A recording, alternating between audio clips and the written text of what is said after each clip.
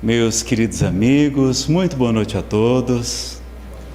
É sempre uma alegria poder estar aqui na Federação Espírita do Distrito Federal, aqui na sede do Sudoeste, na quadra mista 5, né?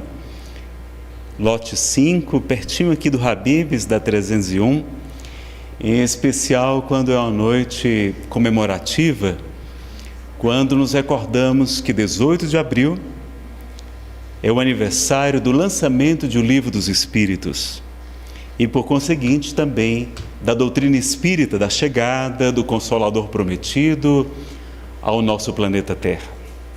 Então é com muita alegria que a gente está aqui. Queremos então agradecer e pedir a Deus, nosso Pai, que nos abençoe, que Jesus, nosso modelo, nosso mestre, nosso guia, nosso Cristo de Deus, e os espíritos amigos possam estar ao nosso lado nesse aprendizado da noite. O tema dessa palestra vai ser Espiritismo 160 anos de luz e paz, não é? Só não estou mais feliz porque não estou podendo assistir ao Haroldo Dutra Dias, que está lá na sede da Federação Espírita Brasileira, mas felizmente está sendo transmitido ao vivo pela febtv.com.br. Também logo vai estar disponibilizado na internet, não é? Então não ter a alegria de estar lá com os amigos e também de não estar na Comunhão Espírita de Brasília, a casa onde nós trabalhamos como voluntários, e está tendo também hoje uma noite musical com Alexandre Paredes. Mandar um abraço a todos os amigos. Saibam que está lá, podem mudar de canal se quiserem acompanhar tanto o nosso querido Haroldo Dutra Dias como o Alexandre Paredes. Nesse mesmo horário devem estar se apresentando na FEB e na Comunhão Espírita de Brasília. Bom, e para começar, que tal uma poesia? Eu não sou médium, eu sempre fui dialogador, esclarecedor, mas de alguns anos para cá começaram a aflorar algumas das questões da mediunidade. E nós fizemos um curso de estudo, desenvolvimento, educação da mediunidade na Comunhão Espírita de Brasília. Então, melhorou um pouquinho a inspiração, né? A inspiração, doação de fluidos, é o único recurso assim, um pouquinho mais ostensivo que a gente tem. Mas a inspiração melhorou. E num dia, quando celebrávamos os 150 anos da chegada do Evangelho segundo o Espiritismo, portanto no ano 2014, no interior de São Paulo, em Presidente Prudente, participando de um evento, durante a madrugada eu desperto, e eu não costumo acordar de madrugada, eu não gosto de acordar de madrugada. E um espírito amigo, pela inspiração, veio nos trazer essa poesia, e vocês dão um desconto bem grande, porque vocês sabem que os médios interferem na comunicação, e os médios atrapalhadinhos como eu, então atrapalham os espíritos, não é? Então vamos lá, a gente vai colocar uma música de fundo para melhorar um pouquinho a sintonia. A música é Canon em D maior, de Pachelbel, e a gente vai então escutar Espiritismo, 160 anos de amor e luz. Um dia a nossa terra, cansada de sofrimento, envolvida em sombra e guerra, discórdia e desalento, implorava ao Senhor da vida que enxugasse o seu pranto, que voltasse a ser florida, que brilhasse o seu encanto.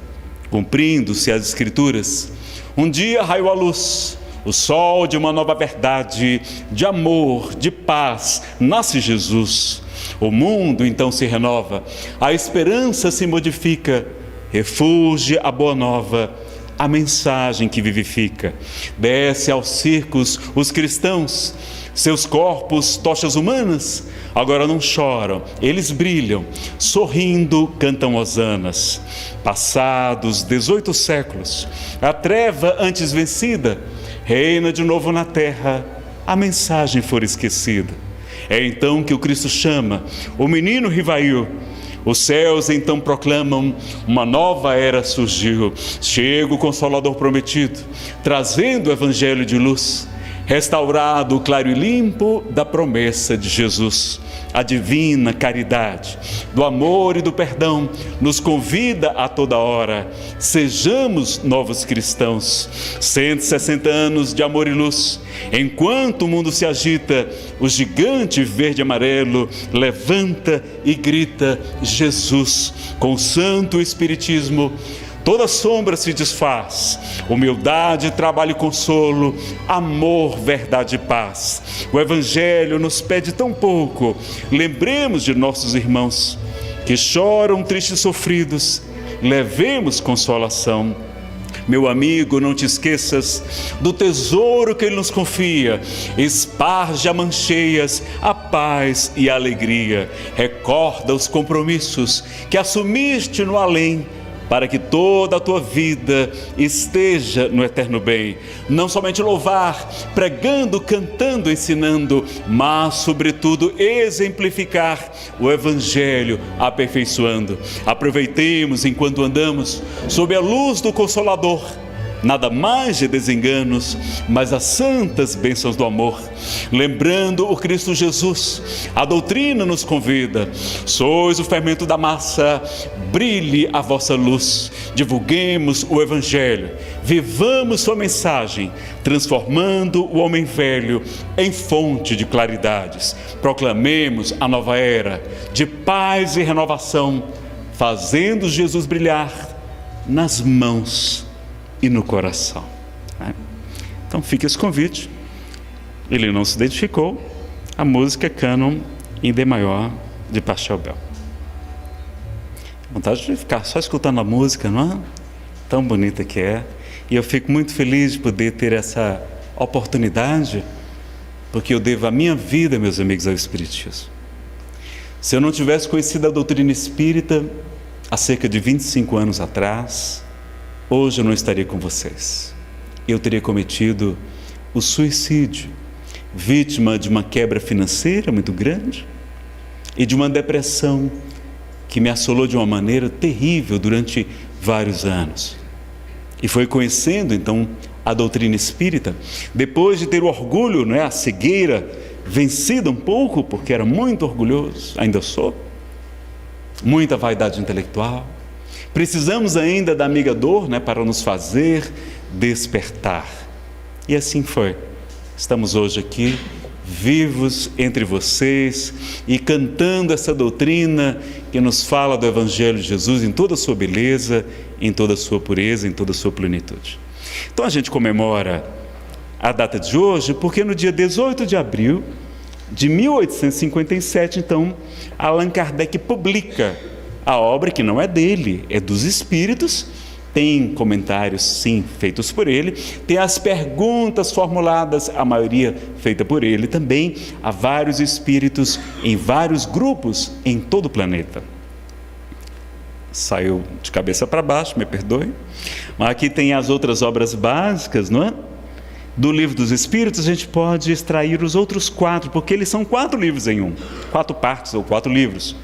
A primeira parte das causas primeiras a gente vai encontrar no livro A Gênese, que fala sobre os milagres e as profecias de Jesus também. A parte segunda do mundo espírita a gente vai encontrar no livro dos médiuns, que aliás é esse aqui, Não, aqui é o Céu e o Inferno. O livro dos médiuns, e que é o laboratório do mundo invisível. Da terceira parte das leis morais nós vamos ter o Evangelho segundo o Espiritismo. E da quarta parte das esperanças, dos penas e gozos futuros, das esperanças e consolações, no livro O Céu e o Inferno, ou A Justiça Divina segundo o Espiritismo.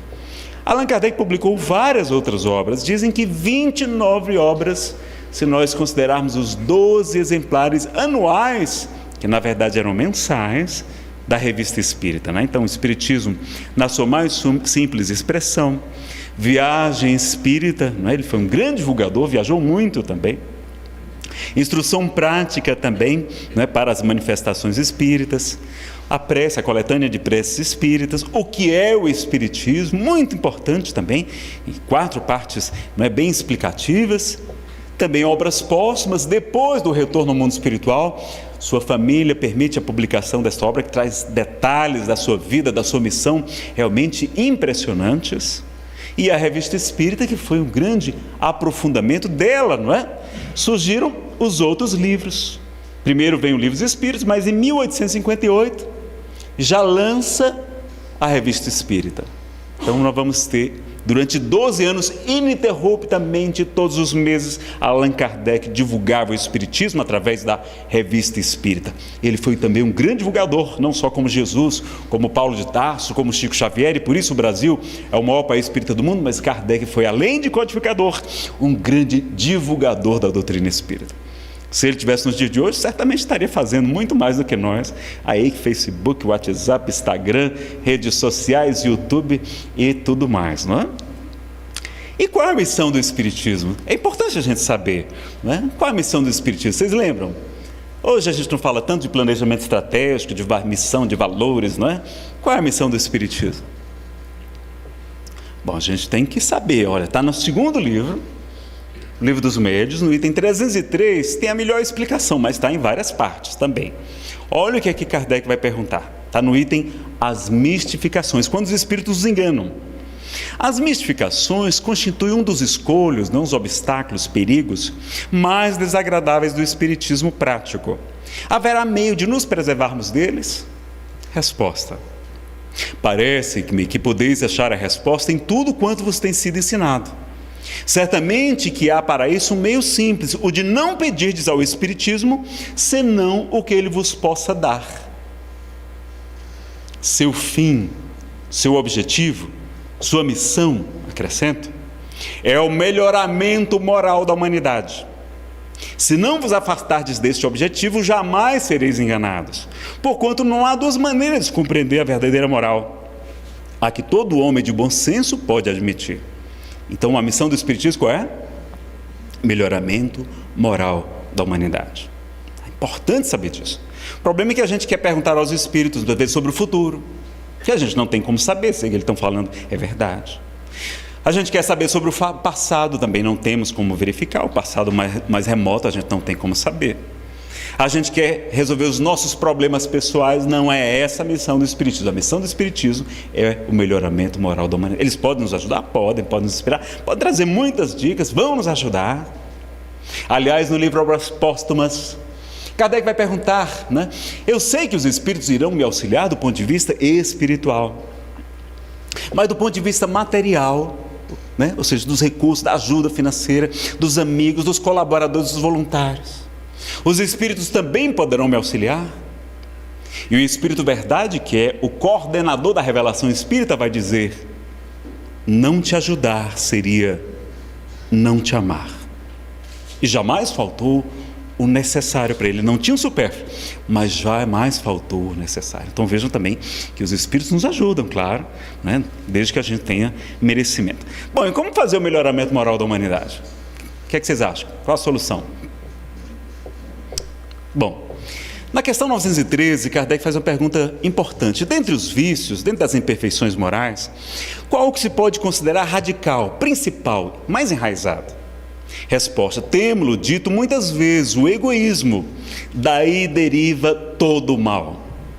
Estudai todos os vícios e vereis que no fundo de todos há egoísmo. A gente sabe também tem o orgulho, que é o pai de muitos vícios, etc. E Kardec, na questão 917, interroga: qual o meio de destruir seu egoísmo? Resposta: de todas as imperfeições humanas, o egoísmo é a mais difícil de desenraizar-se, porque deriva da influência da matéria, influência de que o homem ainda está muito próximo de sua origem, não pôde libertar-se e para cujo entretenimento tudo concorre, tudo ajuda, as suas leis, sua organização social, sua educação. A nossa educação, desde a época de Kardec, estimula o nosso egoísmo. E aí ele vai comentar: contudo, ela, a vitória sobre o egoísmo, só se obterá se o mal for atacado em sua raiz, isto é, pela educação. Não por essa educação que tende a fazer homens instruídos, essa das academias, dos colégios, das faculdades, não é esta que faz, mas pela que tende a fazer homens e mulheres de bem. Então vejam, né, que é diferente. Então uma coisa é a educação formal e outra coisa é a educação moral. Então os espíritos estão dizendo, e Kardec, que era um pedagogo, um educador, sabia que era pela educação. Então a gente tem que melhorar a nossa educação, porque essas escolas de hoje produzem físicos, produzem químicos. Os físicos vão trabalhar na bomba atômica e vão explodir Hiroshima e Nagasaki, como nós fizemos. Mas o homem bem educado, ele pega o átomo e cria a bomba de cobalto e combate o câncer.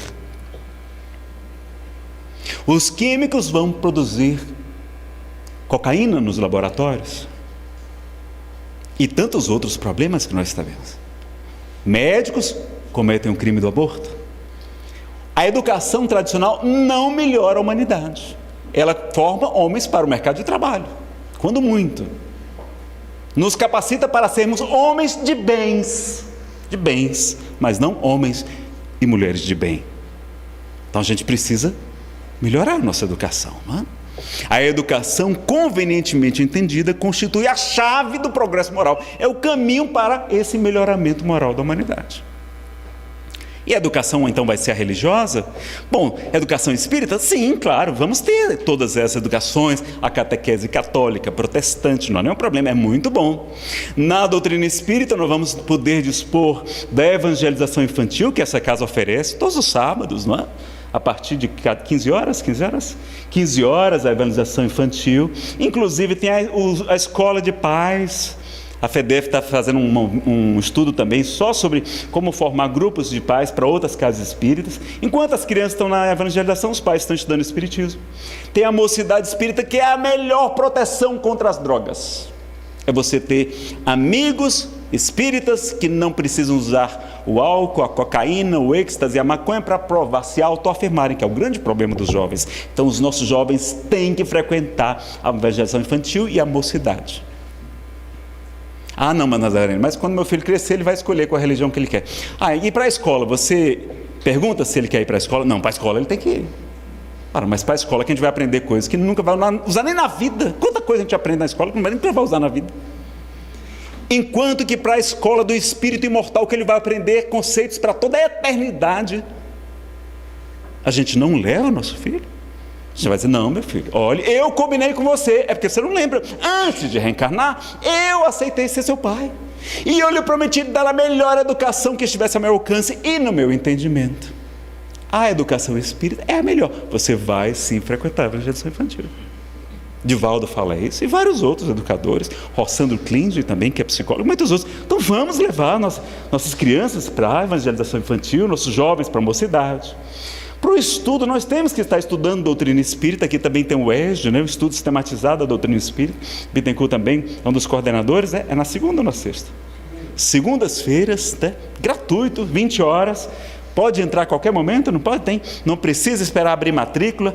Vocês podem se engajar, e tem até colégios espíritas, muitas iniciativas de criar colégios educandários, como fez Eurípides Barçanufo, fundando o Colégio Allan Kardec na cidade de Sacramento, em Minas Gerais, não? Agora, o que é que nós podemos fazer juntos e para todos? A gente vai oferecer isso para os espíritas. E para quem não é espírita, o que é que a gente pode oferecer para promover a melhora moral da humanidade? Nós não podíamos estimular a educação de valores humanos? Uma educação e uma cultura de paz? Isso nós podemos implantar nas escolas, qualquer escola, de qualquer religião. E então, nós vamos estudar um pouquinho hoje sobre cultura de paz. E o que é que a gente pode aprender com os grandes pacifistas para ajudar o Espiritismo a cumprir a sua missão aqui na Terra. A Federação Espírita Brasileira nos convida, tem uma campanha permanente, construamos a paz, promovendo o bem. Ou seja, a paz é uma ação, não é ficar só, não é não fazer o mal. Vamos aprender a diferença disso hoje. E Kardec nos convidava sempre a remontar as causas e não nos limitar aos efeitos das coisas. A violência, que nós vamos estudar hoje aqui um pouquinho, ela é um efeito.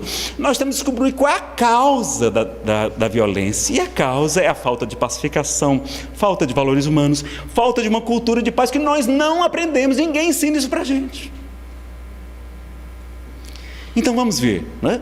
Definições, diferenças sobre paz, citações bíblicas, um pouquinho da cultura da nossa violência, a doutrina espírita e a educação moral, citações de grandes pacifistas que são missionários de Jesus, a gente aprende isso com Emmanuel no livro A Caminho da Luz.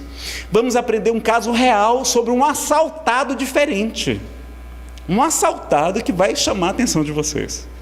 E vamos aprender 21 ações práticas trazidas pelo Move Paz, Movimento Internacional pela Paz Não Violência, idealizado pelo pesquisador, parapsicólogo e palestrante espírita Clóvis Nunes. É uma das maiores autoridades em paz no planeta, de Feira de Santana, na Bahia. Amigo querido, a gente vai estar utilizando muito material dele, tem palestras dele também na internet, tem livros. E para quem quiser fazer alguma ação política, né, não na Casa Espírita, mas lá no movimento político, nós podemos nos engajar. Tem o movimento Ativistas da Paz pela Vida, que tem a pretensão de fundar futuramente um partido político, para que essa geração nova, para que essas crianças que vão revolucionar a humanidade, já que a gente não está fazendo a nossa parte, tenham um partido onde possam se filiar, para que não tenham que entrar nestes, estes e quais que já existem, que infelizmente não tem tantos compromissos como a gente vê na prática. Então que defenda a vida desde a concepção e que também seja um programa pacífico, não é? Então o Estatuto do Ativista da Paz pela Vida, eu também sou um dos fundadores, Paulo Maia e muitos outros amigos, né? Quem quiser depois conhecer, procure na internet. Veja que as bem-aventuranças, Simão Pedro de Lima, expositor mineiro, vai dizer que elas têm gradações. Vamos ver que a primeira é bem-aventurados os pobres em espírito, os pobres de orgulho, ou seja, os humildes, porque deles é o reino dos céus. A humildade é a chave para muitas virtudes e também para a paz. Vejam que a terceira bem-aventurança é bem-aventurados os brandos e pacíficos, porque eles herdarão a terra, possuirão a terra. É a única que tem uma recompensa material. É bom ser pacífico? É bacana, é bom ser brando e pacífico, mas tem algo mais avançado que ser pacífico. É ser pacificador, é diferente. E aí a sétima bem-aventurança, né, já bem mais elevada, vai dizer: bem-aventurados os pacificadores, ou os que promovem a paz, porque serão chamados filhos de Deus. Na Bíblia, quando você diz filho de alguma coisa, é que tem a característica: filho da luz é iluminado, não é? É uma pessoa luminosa. Filho de Deus é divino, é aquele que tem a semelhança do próprio Criador. E a gente vê a violência não só no mundo, mas nas escolas também. A violência sempre existiu, mas agora nas escolas. O caso mais famoso que startou uma série de outros desastres foi aquele atentado em Columbine, nos Estados Unidos. Vocês lembram? Columbine está errado aí, não é com O não. Tá? Tem tiros em Columbine, ganhou um Oscar, o documentário. E no Brasil também tivemos um massacre no Realengo do Rio de Janeiro, onde um jovem, não é, que sofreu vítima também da violência do bullying, porque era acima do peso, etc., complexado, com 2 armas pequenas, um revólver 38, outro revólver 22, assassina mais de 12 crianças, fere outras tantas, e só não mata mais porque é impedido. E comete o suicídio, que é outra grande violência no final. Atentados terroristas, nós estamos vendo a todo instante. E o Brasil, meus amigos, os brasileiros não somos um povo pacífico, nós não somos pacíficos, não. Nós somos passivos, diz Clóvis Nunes. Porque nós ganhamos em 2002 um título que nos envergonha. A ONU declarou que o Brasil é onde se mais mata por armas de fogo no planeta, é no Brasil. 51.043 homicídios, né? Mortes por arma de fogo. E não são fuzis, não, são armas leves, como 38, 32, 22. Eu sou policial, trabalho na polícia. Eu sou papiloscopista, que é o perito que trabalha com impressões digitais. E a gente conhece algum desses dados. E é verdade, o Brasil tem uma guerra civil não declarada a cada ano. Ora, meus amigos, a guerra do Vietnã levou 15 anos para matar 50 mil pessoas. 15 anos. O Brasil mata todo ano o que uma guerra do Vietnã matou em 15. É mais perigoso você morar no Brasil do que você ir lá para a guerra do Vietnã. E as principais violências que nós vamos ver? Nós temos a ignorância, que é a principal, que é desconhecimento da verdade, né? Conhecereis a verdade vos libertará. O aborto, que é outra grande violência. Não existe violência maior do que essa. Madre Teresa de Calcutá vai dizer que não poderá existir a paz no mundo enquanto prevalecer o aborto. Porque se a gente admite que mães assassinem suas crianças indefesas nos seus ventres, médicos e paramédicos, enfermeiros que juraram defender a vida, e nós matamos. Esse século XX foi o mais sangrento da história. Nós sempre tivemos guerras. No século XX nós tivemos o grande avanço da tecnologia, mas tivemos a Primeira Guerra, a Segunda Guerra Mundial, e nós, estima-se, porque há estimativas hiperinflacionadas, 70% dos países já legalizaram aborto no planeta, e nós temos 45 milhões de crianças assassinadas no ventre de suas mães todos os anos. E a gente não faz nada. Ou quando muito, a gente vai ser omisso e vão legalizar, como estão prestes a legalizar no Brasil, como não conseguiram no Congresso. Estão fazendo o mesmo caminho dos Estados Unidos. Há 40 anos eles legalizaram pela Suprema Corte de lá. E o Supremo está pronto. A ministra relatora já votou antes no processo do aborto das crianças com deficiência física e mental, chamados equivocadamente de anencéfalos. Ela já foi a favor no passado. Vários ministros já se declararam a favor da legalização do aborto. E eles são vítimas dessa propaganda nazista que é financiada por fundações estrangeiras, como a Fundação do Rockefeller, Fundação Ford, parou recentemente, Fundação MacArthur, para que nos países subdesenvolvidos se legalizasse o aborto e diminuísse a população dos chamados pobres. E aí mentem dizendo que milhares de mulheres morrem de aborto clandestino todos os anos no Brasil, o que não é verdade. Se fosse verdade, todos nós tínhamos na nossa família alguém que morreu de aborto clandestino. Se fossem milhares, como eles mentem. Quem aqui já conheceu alguém que morreu de aborto clandestino? Levante a mão, por favor. Quem aqui conhece alguém que morreu de aborto clandestino? Levante a mão. Nós somos aqui cerca de 200 pessoas. Ninguém levantou a mão. Eu já perguntei isso em mais de 200 palestras. Só até hoje 2 pessoas levantaram a mão, que tinham ouvido falar de alguém que houvera morrido. Agora eu conheço jovens que já cometeram 11 abortos. Modelos, inclusive. Então a gente tem que ter esse bom senso. E veja que está lá no DataSUS, morrem de todos os vários tipos de aborto no Brasil por ano, cerca de 80 a 90 mulheres. E morre muito mais, por quê? Porque não tem assistência, não tem leito, as crianças... Vocês lembram aquele bebezinho que foi jogado dentro de um balde? Por engano, por quê? Porque era um hospital que era para ter 6 leitos, tinha 15 partos acontecendo ao mesmo tempo. Não tem vaga para as crianças nascerem. As crianças nascem com paralisia cerebral porque demoram muito para nascer. E legalizar não vai resolver. Explode o número, vão fazer que nem como estão fazendo na Inglaterra. Crianças com 18 anos de idade, jovens de 18 anos, já cometeram 2 abortos. Os médicos estão assombrados. E ninguém fala das sequelas que pode acontecer para a mulher. Física, psiquiátrica, psicológica, espiritual. Ninguém fala. As mulheres têm que ter o direito à informação. Então convido vocês para procurarem depois no YouTube. Tem uma palestra minha lá. Aborto, verdades e mitos, porque tem lá 14 mitos que são vendidos que não são verdadeiros. A doutora Marli Virginia, aqui do GDF, da Secretaria de Saúde, fez uma pesquisa no ano 2006. Ela descobriu, sabe quantas mulheres morreram de aborto clandestino no Brasil em 2006? 12 mulheres. Ela investigou cada caso. 12. O ideal é que não fosse nenhuma. Mas será que quando legalizar vai melhorar? Não. Vai aumentar tanto o aborto que mais gente vai morrer, porque mesmo no aborto seguro, a pessoa também morre. Também, mesmo na clínica higiênica, também há problemas. Então não vai resolver. E quantas sequelas vamos deixar nas nossas mulheres, nossas mãezinhas? Então quando a gente defende a vida, e a FEDEF está engajada, nós vamos ter a 10ª Marcha Nacional em Defesa da Vida, no dia 30 de maio, vocês estão todos convidados, convocados para estarmos juntos, para não permitir isso.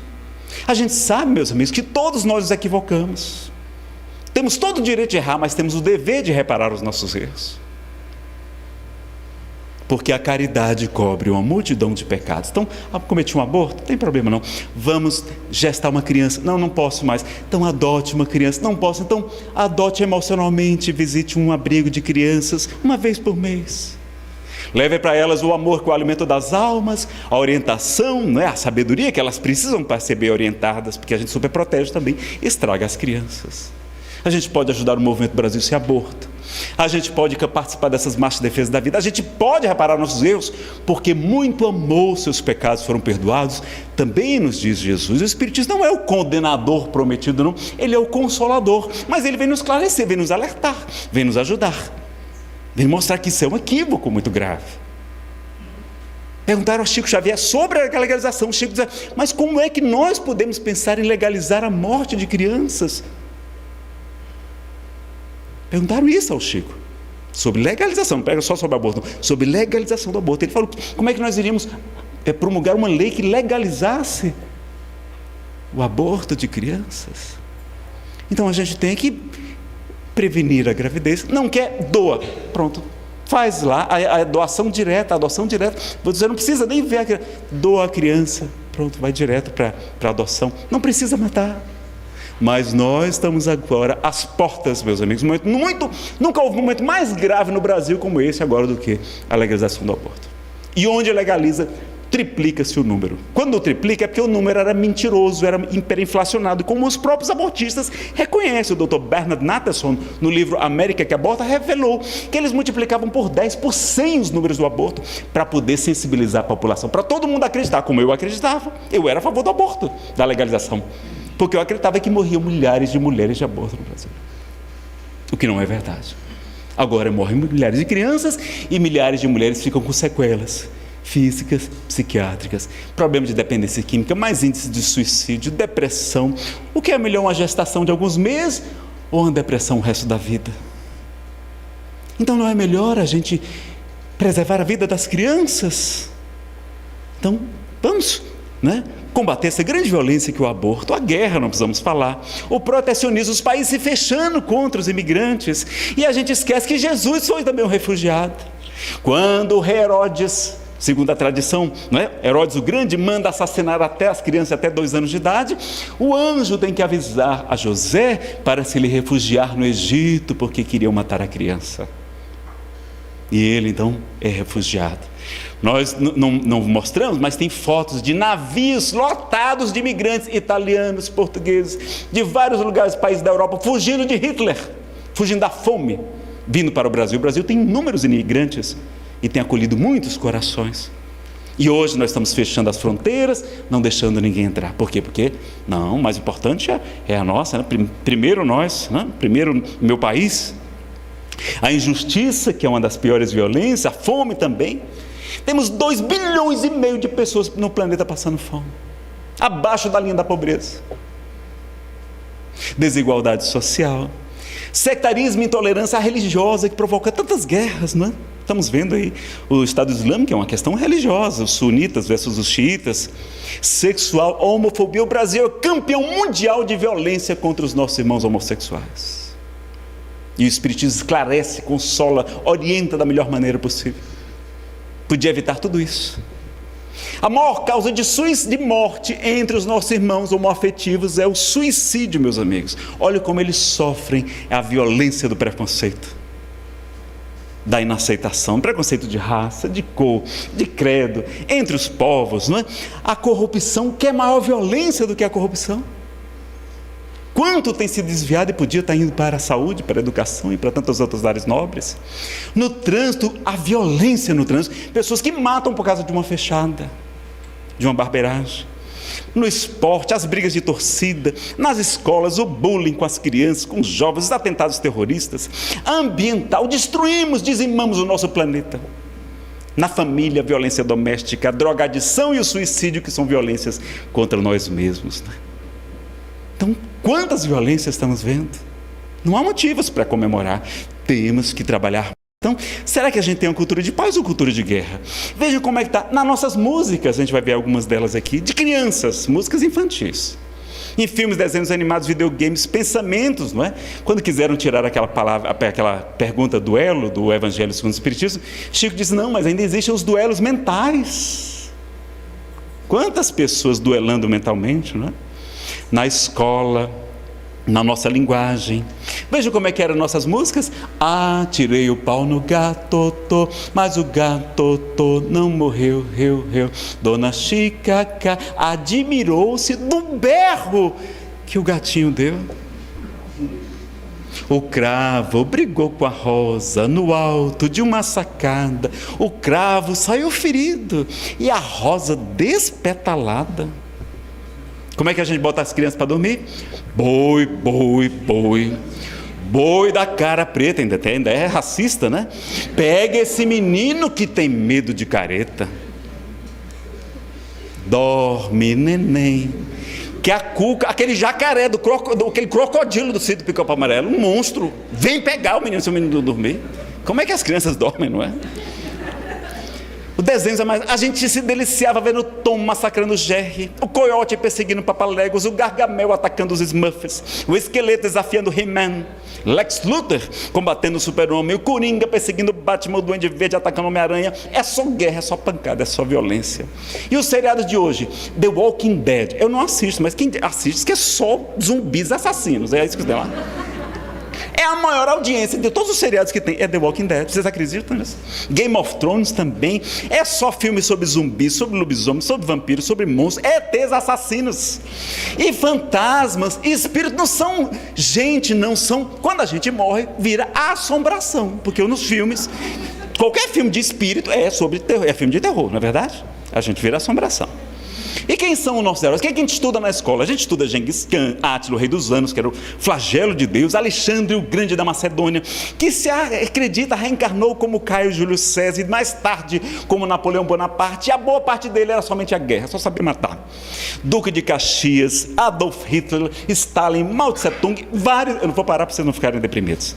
Ninguém ensina sobre os pacifistas. Então o Move Paz traz a proposta de estudar os pacifistas na escola. As nossas crianças não estudam sobre Francisco de Assis, sobre Jesus, foi o maior pacificador que a gente conhece, sobre Buda, sobre Krishna, Confúcio, Lao Tse, o Sol de Assis, Madre Teresa de Calcutá, Gandhi. Quer maior alma em termos de paz do que Gandhi? Mahavir, não é o criador do jainismo, que ensinou a Gandhi, não é? Ele vai conhecer por Mahavir, o criador do jainismo, a não violência, a Ahimsa. Henri Toriot, que é o pai da não violência, Alba Schweitzer, Irmã Dulce, Satya Sai Baba, que tem um modelo de educação chamado Educare. Milhares de escolas no planeta ensinando a compaixão, a retidão, a não violência nas salas de aula. Eu conheço uma escola, tem assim, no Ceará, tinha que ser no Ceará. Lá no Ceará, o empresário Luiz Eduardo Girão, que tem aquela Estação da Luz, que faz filmes espíritas, teatro transcendental, faz o Festival de Cinema Transcendental. Vamos ter agora no próximo mês, vocês estão convidados, 23 a 27 de maio, lá no aquele Museu da República, lá no Eixo Monumental. Tá? Só filmes espiritualistas, filmes que ensinam bem a paz. Ele tem lá uma escola no município de Eusébio, no Ceará, chamada Clunomi Girão, que é o nome do avô dele, ensinando os modelos lá do Satya Sai Baba. Paramahansa Yogananda, Bhaktivedanta Swami Prabhupada, John Lennon, não é? Foi um dos responsáveis pelo fim da guerra do Vietnã, com a música Imagine. Nelson Mandela, professor Hermógenes do Yoga, Chico Mendes, Dalai Lama e muitos outros, não é? As mães podem ser grandes pacificadores, os educadores podem ser promotores da paz. Vejam como a nossa violência está na nossa linguagem, a gente nem sabe. Quando uma coisa está dizendo que está bom, Nazareno, como é que está o evento? Olha, está bombando, é bomba de guerra. Se for, Nazareno, você foi bom, você arrebentou, né? E se foi muito bom, rapaz, você arrasou nos 150, 60 anos. E se foi assim, rapaz, você destruiu. Rapaz, você se superou, como é que a gente fala? Rapaz, você matou a pau. Matar a pau? Olha que coisa horrorosa. Quando a gente vai inaugurar uma nova beneficente, como é que a gente fala? Deu um pontapé inicial, um chute. Se resolver dois problemas de uma só vez, como é que a gente fala? Matou 2 coelhos com uma cajadada só. Como é que a gente pergunta, como é que você está? Em vez da pessoa dizer, vou vivendo, ele diz, estou na luta, estou na batalha, estou na guerra, né? Mato um leão por dia. É só violência na nossa linguagem, né? Como é que é divulgar bem? O marketing tem que ser agressivo. E até na propaganda oficial a gente tem. Veja, em vez da gente dizer, nossa guerra é contra a dengue, Clóvis Nunes nos convida. Por que não fala lugar de mosquito é na floresta? Mas como a gente destruiu a floresta, ele veio para a nossa casa. Não é verdade? No trio elétrico lá da Caminhada da Paz, uma vez o locutor inexperiente: e aí pessoal, como é que é o nosso grito de guerra? Aí, desculpe, ato falho, grito de paz, né? Nome oficial no exército, na polícia, aí tem nome de guerra, gente, não tem nome, né? Tem nome de guerra. Maltratar é judiar, lembrando o sofrimento dos judeus. Depreciar é um verbo que não é bom a gente usar, denegrir, aliás, não, porque a gente faz a associação com os nossos irmãos negros. Em vez de caminhada, a gente fala marcha, não é? Como fosse coisa de exército. Somos especialistas em murmúrio, queixa, reclamação e lamentação. Muquerela, como ensina Simão Pedro de Lima. E olha, no futebol, o jogo mais popular, o esporte mais popular do planeta, se o jogador é bom, ele é artilheiro de artilharia. Se o cara for bom mesmo, é animal. Se for excelente, ele é matador. E se a partida for decisiva, é mata-mata. E se for por um gol, é morte súbita. Haja violência na nossa linguagem, não é? Então, como encontrar a paz? Eu acredito em um mundo de paz feito pelas nossas mãos, meus amigos. Emmanuel assevera que a paz tem um grave erro. A paz é um conceito visceralmente viciado, tem sido equivocadamente entendido. Ela é confundida com preguiça rançosa. Isso não é paz. Todos os pacificadores foram ativistas, foram participadores, né? Então, muitos espíritos acreditam que tem que fazer só a reforma íntima. Tem que fazer a reforma íntima, que é a pacificação interior. Mas é para a gente se tornar pessoas melhores, para poder sim cumprir a nossa missão, que é fazer o bem, porque a cada um segundo as suas obras. Cada um será julgado conforme as suas obras. Então a gente sabe disso. É para se melhorar, mas é para trabalhar mais. Não é para trocar a igreja tradicional, não é nenhuma crítica. Não é para trocar a missa pela palestra. O Espiritismo não nos convida para trocar o confessionário pelo atendimento fraterno, a hóstia, a comunhão pelo passe. Não nos convida a trocar o purgatório pelo umbral, o céu por nosso lar. Não, né? Nosso lar é só uma cidade, tem várias cidades espirituais, né? Então a gente é algo mais. A gente é convidado para algo mais, não é para ficar só passivo, não, né? A gente viu lá que os pacíficos é só a terceira bem-aventurança, mas os pacificadores, os que promovem a paz, eles estão adiante. E Allan Kardec, o codificador muito lúcido, vai dizer: é na omissão dos bons que os maus prosperam. 3 perguntas importantíssimas de O Livro dos Espíritos. 742, o porquê da guerra? E a ele os espíritos vão dizer: predominância da natureza animal sobre a natureza espiritual, e pelo desbordar das paixões, né, dos nossos defeitos. Na questão 932, então, ele pergunta, quase no finalzinho daquele edifício monumental: mas por que tão comumente no mundo a influência dos maus é superior à influência dos bons? Pela fraqueza dos bons. Os bons são tímidos. Timidez não é virtude, é defeito. Os bons são tímidos. Os maus, ao contrário, são audaciosos e intrigantes, mas quando os bons quiserem, eles preponderarão. Então o mundo está assim por culpa de quem? Nossa. Nosso país está desse jeito por culpa de quem? Nossa. Nazareno, mas eu não faço mal a ninguém. Eu venho aqui na FEDEF, eu tomo passe, assisto a palestra, eu não faço mal a ninguém. Basta, tá bom, tá certo, só isso? 642. Bastará ao homem não praticar o mal, para ser agradável a Deus e assegurar a sua posição, a sua felicidade futura. Bastará não praticar o mal? Não. O homem deve fazer o bem no limite de suas forças, porque responderá pelo mal que surja da sua omissão no bem. Se a gente podia fazer um bem e não fez, dali surgiu um mal, nós somos corresponsáveis na medida da nossa culpabilidade. Se legalizaram o aborto no Brasil, então não fez nada, não ajudou nem financeiramente o movimento Brasil Sem Aborto. Não fez nada, não divulgou, não compartilhou nas redes sociais, não participou, não fez nada em legalizarem. Nós chegaremos no mundo espiritual como abortistas também. Eu não quero chegar assim. Eu quero que vocês nos ajudem. A FEDEF está convocando todas as casas espíritas para participarem. Criaram um grupo no WhatsApp só para participar. A Marinês está coordenando essa atividade, para que a gente junte-se, não é, aos nossos irmãos católicos, protestantes, sem religião, para protestar pacificamente contra a legalização do aborto de deficientes, que é o que estão querendo legalizar imediatamente, mas também todos os tipos de aborto até o 3º mês. E a paz do Cristo? A paz do Cristo a gente mostra, sabe que é diferente, não é? Ele é chamado em Mateus como o príncipe da paz. Ele vai dizer: aprendei de mim que sou brando e humilde de coração. A minha paz vos deixo, a minha paz vos dou, não a dou como o mundo a dá, porque o mundo não é capaz de vos dar a paz. Meu reino não é deste mundo, no mundo tereis aflições, mas tende bom ânimo, eu venci o mundo. A paz esteja convosco. Era assim que ele saudava as pessoas. A paz esteja nessa casa. Quando te roubarem a túnica da tabiata, a capa, não é? Não resistais ao malvado. Se alguém te bater uma face, oferece-lhe também a outra.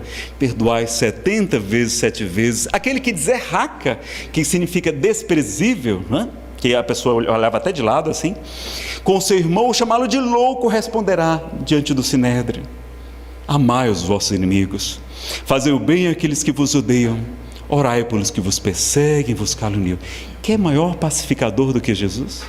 Não é à toa que ele é chamado Filho de Deus, né? Porque ele também era pacificador. Os pacificadores são filhos de Deus. Está lá na primeira epístola de Pedro: busque a paz e siga. Tem que agir, tem que correr atrás da paz. Irai-vos, mas não pequeis, diz Paulo. Nem se deite o sol sobre a vossa ira. Vamos ter raiva? Vamos, mas não vamos guardar essa raiva para o dia seguinte. E ele acrescenta em Romanos 12:2: e não vos conformeis com este mundo, mas transformai-vos pela renovação da vossa mente, para que proveis qual é a boa, agradável e perfeita vontade de Deus. E tem também o conceito da verdade, do satyagraha. Olha como Jesus está em sintonia com todos aqueles outros missionários que ele enviou. Ele vai dizer a Pilatos: vim dar testemunho da verdade. Eu sou o caminho, a verdade e a vida. Ele também acrescenta em outra passagem: sede mansos como as pombas, mas prudentes, cautelosos como as serpentes. Não é a oração da paz que é atribuída a Francisco de Assis, mas muito provavelmente não é dele, pode ter sido inspirada por ele, que é de 1918, no finalzinho da guerra. Ela não fala, me dá a paz, mas diz: fazei de mim um instrumento de vossa paz. É toda de ação, toda de, não é? De mobilização. Eu vou ter que correr aqui um pouquinho. Então, qual é o antônimo da paz? O contrário da paz não é a guerra, não. O contrário da paz é a inércia, é a gente ficar parado. O contrário da guerra é a harmonia. Devemos levar a paz para a nossa família, para o trabalho, para o trânsito, para o centro espírita, para a sociedade, para as redes sociais. Como é que estão as publicações de vocês, as postagens nas redes sociais? Estão promovendo a paz ou a discórdia, a dissensão? O que me preocupa não é o grito dos maus, é o silêncio dos bons, dizia o grande pacifista Martin Luther King Jr. Madre Teresa de Calcutá vai dizer também que sei que meu trabalho é uma gota no oceano, mas sem ele o oceano seria menor. E Gandhi vai nos dizer: não existe um caminho para a paz é o caminho. Não é? Satyagraha significa firmeza, constância na verdade. Não é? E aí ele vai ensinar, vai aprender com Mahavira a desobediência pacífica. A rinsa é não violência ativa, dinâmica. Então, é você, quando você for agredido, você desenvolver essas 3 coisas, né? Ternura do olhar. Ternura do olhar é você levar uma bofetada e olhar para a pessoa, para o seu agressor, com aquele olhar de apaixonado. Brandura na voz é você não se exaltar, você conseguir ficar em paz, apesar da agressão. E a compaixão nos sentimentos, não ter mágoa, não ter raiva daquela pessoa. E ele foi ver se aquilo funcionava mesmo, né? Ele vai então, quando ainda está na África do Sul, ele havia se formado em Londres, e lá tinha um apartheid. Ele estava na calçada, que ele estudou sobre o Satyagraha, e disse: vou ver se isso é verdade mesmo, se essa história de ahimsa tem força, que os grandes mestres diziam que a paz tinha muita força. Aí ele andou na calçada, no passeio que era reservado aos brancos, ele era negro, indiano, e ali um guarda disse: olha, o senhor precisa sair daqui, porque aqui é reservado aos brancos. Olha, eu sou advogado e eu conheço leis, e eu não cumpro leis injustas. Não, mas se o senhor não sair, não sair por bem, vai ter que sair por mal. Olha, eu não vou sair nem por bem, nem por mal. Olha, se o senhor não sair, eu vou ter que lhe bater. Aí ele disse que colocou a ternura no olhar, a brandura na voz, disse: olha, se precisar bater, pode bater, mas eu não vou sair daqui. Diz que o guarda deu um passo para trás, deu-lhe uma cacetada, que ele ficou tão machucado, zonzo, se levantou, deu um passo para frente e disse: eu acho que minha ternura no olhar foi pouca, acho que eu posso colocar um pouquinho mais de brandura na voz, melhorar a compaixão no sentimento. Ele disse: olha, se precisar bater, pode bater, mas eu não vou sair daqui. Ele disse que o guarda deu 2 passos para trás e deu com vontade mesmo, que ele caiu de joelhos, o óculos quebrou, o supercílio abriu, sangrando. E ele levantou-se e fez de conta que aquele era como fosse um filho olhando para um pai. A ternura no olhar, a brandura na voz, e disse: olha, se precisar bater, pode bater, mas eu não vou sair daqui. Ele falou com tanto amor, porque ele não conhecia aquele homem. Por que ele tinha raiva daquele homem? Era um desconhecido, estava apenas cumprindo leis injustas. Diz que o soldado começou a bater a mão para um lado, para o outro, olhou para um lado, olhou para o outro, viu que não havia ninguém e foi embora. E ele então diz que naquela hora diz que teve vontade de dar um grito para o mundo, dizer: a paz tem força, a rinça tem força, tem poder, e vai libertar a Índia e o Paquistão, né? 800 mil indianos e paquistaneses, de um dos maiores exércitos, maiores poderes militares de todas as épocas, sem fazer nenhum ato de violência, com a força da paz, né? Então a gente aprender com Gandhi. Para a gente chegar no nosso final, um caso real, um assaltado diferente. Conta Clóvis Nunes que um senhor de idade, já idoso, estava na sua casa de madrugada, foi ao banheiro, estava de pijama, e um ladrão pulou o muro com um revólver e disse: olha, o senhor me dê tudo que o senhor tiver, esse é um assalto. Ele: calma, meu irmão, meu filho, eu estou indo para o banheiro, eu sou uma pessoa idosa, eu sou cristão, não tenho arma. É dinheiro que você quer? É. Pois olha, tem ali no criado mudo, vem aqui comigo. Foi. Olha, está aqui na gaveta, pode pegar para o senhor não achar que eu vou pegar uma arma. Não é esse envelope não, esse envelope são meus exames. Está no envelope de baixo. O senhor vai encontrar R$170. Agora conte. Está certo. Olha, eu estou olhando para o senhor é mais magro do que eu. Eu ganho muitas coisas, eu ganhei 2 calças e elas não me servem. O senhor não quer levar também, não? Aceito. Só ele tem 2 camisas também novinhas. É do seu top. Você quer? Eu aceito. E aí separou as camisas. E o senhor não está com fome, não? Estou. Pois olha, sobrou um restinho de janta. Tem um pouquinho de arroz, de feijão, tal. Tem um suco. Se você quiser, eu esquento. Você aceita? Aceito. Aí esquentou. Sentaram ele na mesa, o ladrão com o revólver na mesa assim. E o senhor tem filhos? Tenho 2. Só olha, eu ganho muita coisa. Eu tenho arroz, tenho farinha, tenho feijão. O senhor não quer que eu faça uma cesta básica para o senhor levar para os seus filhos, não? Eu aceito. Aí daqui a pouco, quando o ladrão já estava saindo com aquela sacola cheia de coisa, né? E como é que o senhor vai sair daqui? Do mesmo jeito que eu entrei, vou pular o muro. Não faça isso não, pelo amor de Deus, são 2h30 da manhã, se o senhor pular o muro, vão pensar que o senhor é um ladrão. Tome aqui a chave da casa. Os vizinhos vão ver que você está com a chave, vão ver que não tem nenhum problema. Você sai, você abre com a chave e depois joga por debaixo da porta ou por cima do muro. Olha, pessoal, o ladrão ninguém sabe quem era, mas o assaltado chama-se Francisco Cândido Xavier. Tinha que ser o Chico, né? Está aí, como resistir a um assalto. Está aí a melhor. É a pessoa em paz consigo mesmo, é a paz íntima, é alguém, não é? É aquele que, quem te der pedir a capa, dá também a túnica. Ele fez como Jesus nos ensina há 2000 anos e a gente não entendeu.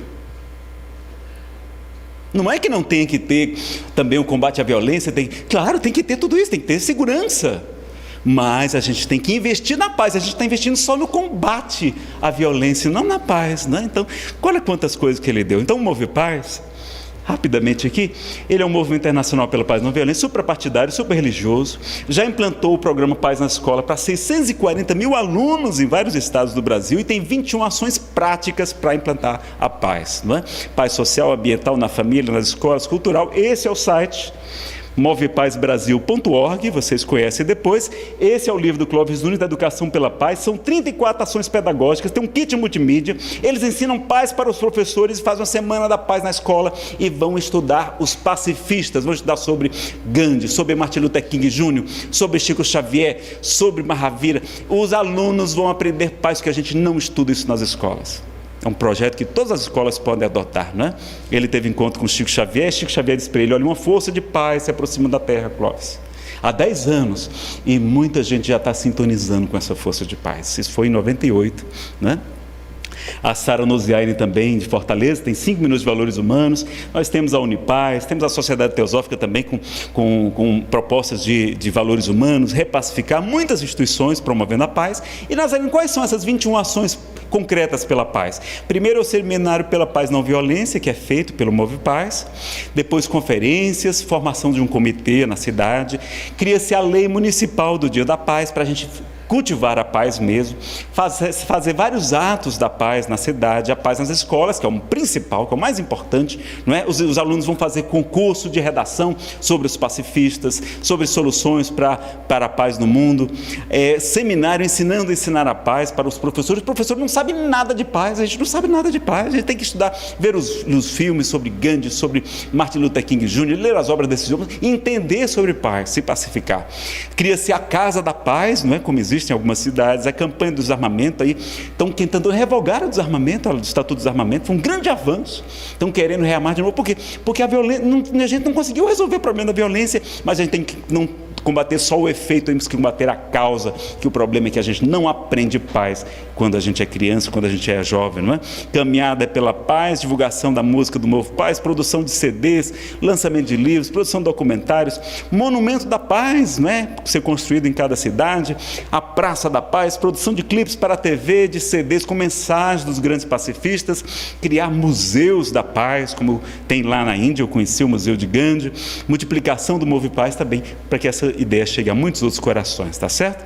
Quem quiser participar também na política, tem um movimento ativista da paz pela vida, tá? Está na fase de coleta de assinaturas para criar um futuro, daqui a uns 10 anos, um futuro partido político, não é para concorrer agora, mas é para a gente oferecer alguma coisa a mais. Os contatos do Ativista da Paz são esse aqui, ativistadapaz.org, no Facebook tem a página Ativista da Paz, e-mail info@ativistadapaz.org, e o WhatsApp é esse aqui, o atualizado é esse aqui, 21 Rio de Janeiro 99121 6058. É o do Robson, coordenador do Paz. E para a gente terminar, eu pedi não vai dar tempo de ler a poesia aqui do Merlânio Maia, a gente vai colocar uma música para a gente cantar junto e em seguida a gente faz a nossa prece. A gente agradece, lembra apenas o avisozinho, finalzinho mesmo, rapidinho. Eu esqueci de colocar no slide, é a nossa 10ª Marcha Nacional Defesa da Vida, que a FEDEF está participando, ajudando, lá na Esplanada dos Ministérios, a partir das 14 horas, lá no Eixo Monumental, tá? A concentração em frente à Torre de TV, no dia 30 de maio, uma terça-feira, 2h. Fale com o seu chefe, peça para liberar do serviço, depois você compensa as horas, ele tem um dever de lhe atender, porque você pode alegar um motivo religioso. Então, dessa Marcha Nacional pela Vida contra o Aborto, do Movimento Brasil Sem Aborto. Sigam nas redes sociais, Brasil Sem Aborto, Facebook, Instagram, e no site que está atualizado, brasilsemaborto.org, ok? Pessoal, só um recadinho do Paulo Maia, nosso presidente aqui da FEDEF, tá? Boa noite a todos. A gente vem fazer um convite especial para vocês. Vocês sabem que o pessoal que trabalha no Espiritismo gosta muito de trabalhar com comida, né? Os grandes eventos para construção de casas, levantamento de obras sociais, são mantidos e feitos com ou livros. Fim de semana, uma casa, alguma instituição está fazendo um almoço beneficente. Talvez seja por isso que chamam os espíritas de espiritismo de mesa, né? Está sempre em volta de uma mesa aí.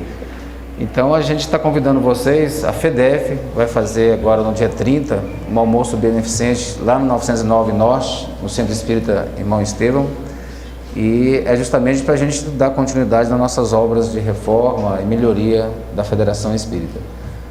Nós estamos passando por um processo um grupo de engenheiros está fazendo o laudo pericial aqui, depois teremos as reformas, temos diversos eventos para o movimento espírita, e tudo hoje, gente, envolve despesas, né? Alugar, fazer um evento, envolve som, envolve divulgação, envolve impressão de material, envolve sustentação de site e tudo mais. Então tudo isso envolve, e como a gente em outras encarnações fomos muito ricos, não aproveitamos bem, hoje estamos aqui para poder, né, bancar com o nosso salário e com o nosso esforço.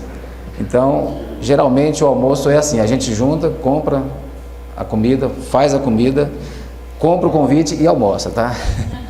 Então a gente convida vocês a estarem conosco. Na livraria tem lá os convites, é um valor bem simbólico, mais barato que os restaurantes de quilo por aqui.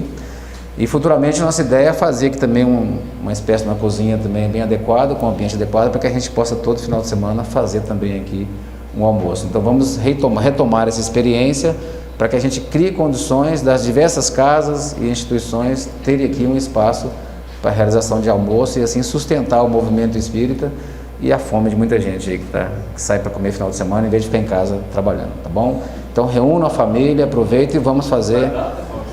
É dia 30, o convite está ali na livraria, 30 de abril, no Irmão Estevão, na 909 Norte, e é um cardápio especial. Muito obrigado pela atenção de vocês. Meus queridos amigos, muito boa tarde a todos. É sempre muito bom retornar aqui ao Centro Espírita André Luiz, e hoje nós vamos falar sobre um tema muito importante, que é a defesa da vida na visão espírita. Então vamos pedir a Jesus, o nosso mestre, o Espírito crístico, não é, que dirige os nossos destinos, Criador do nosso planeta, a Maria de Nazaré, sua mãe aqui na Terra, para que nos abençoe, nos ilumine e nos mantenham em sua paz. Acho que eu vou trocar por esse microfone aqui, que ele está melhor, não é? Bom, e para falar sobre defesa da vida, os espíritos amigos sempre me pediram que a gente, além de esclarecer, de trazer as informações espíritas, da ciência também, que a gente falasse sobre a importância da maternidade, da bênção e da alegria de que é poder ser mãe, que é poder ser pai, estimulando a todos nós essa grande missão que é receber os filhos de Deus aqui no planeta Terra. Então vamos lá falar sobre um anjo chamado mãe. E vamos começar com um texto do Espírito Meimei, Irma de Castro Rocha, psicografada por Francisco Cândido Xavier, cujo título é Ternura. Está no livro Mãe, uma antologia de várias mensagens mediúnicas sobre esses anjinhos aqui na Terra. Mãezinha querida, lembro-me de ti quando acordei para recordar. Debruçada no meu berço, cantavas baixinho e derramavas no meu rosto pequeninas gotas de luz, que mais tarde vinha a saber serem lágrimas. Conchegaste-me no colo, como se me transportasses a brandos ninhos. Desde então, nunca mais me deixaste. Quando os outros iam à festa, velavas comigo, ensinando-me a pronunciar o bendito nome de Deus. Noutras ocasiões, trabalhavas de agulhas nos dedos, contando histórias de bondade e alegria, para que eu dormisse sonhando. Se eu fugia, quebrando o pente, ou se voltava da escola com a roupa em frangalhos, enquanto muita gente falava em castigos, afagava minhas mãos entre as tuas, ou beijavas os meus cabelos em desalinho. Depois cresci, vendo-te ao meu lado a feição de anjo entre quatro paredes. Cresci para o mundo, mas nunca deixei de ser em teus braços. Usa essas filhas desse aqui que vai funcionar. Em teus braços, a criança pela qual entregaste a vida. E até agora, dia a dia, esperas paciente e doce o momento em que me volto para teus olhos, sorrindo para mim e abençoando-me sempre, ainda mesmo quando os meus problemas te retalhem o peito como lâminas de aflição.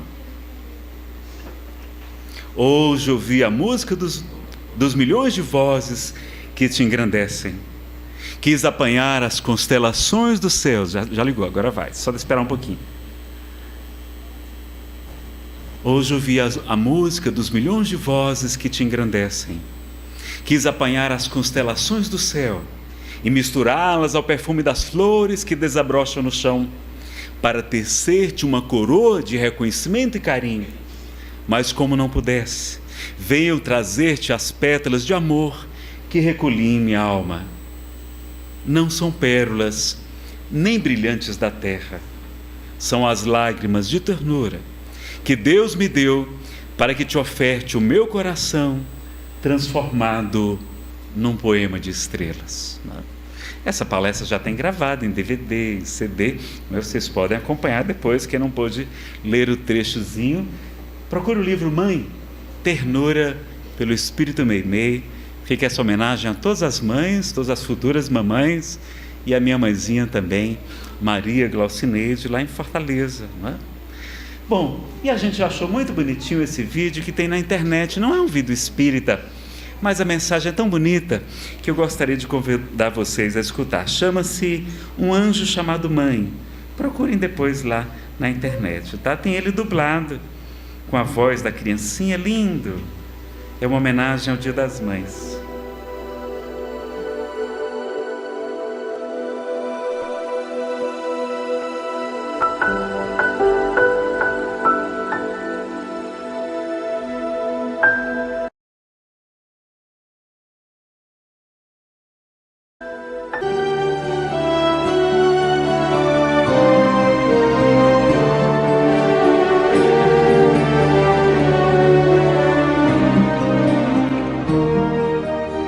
Uma criança pronta para nascer perguntou a Deus: Dizem-me que estarei sendo enviada à Terra amanhã. Como vou viver lá, sendo assim tão pequena e indefesa?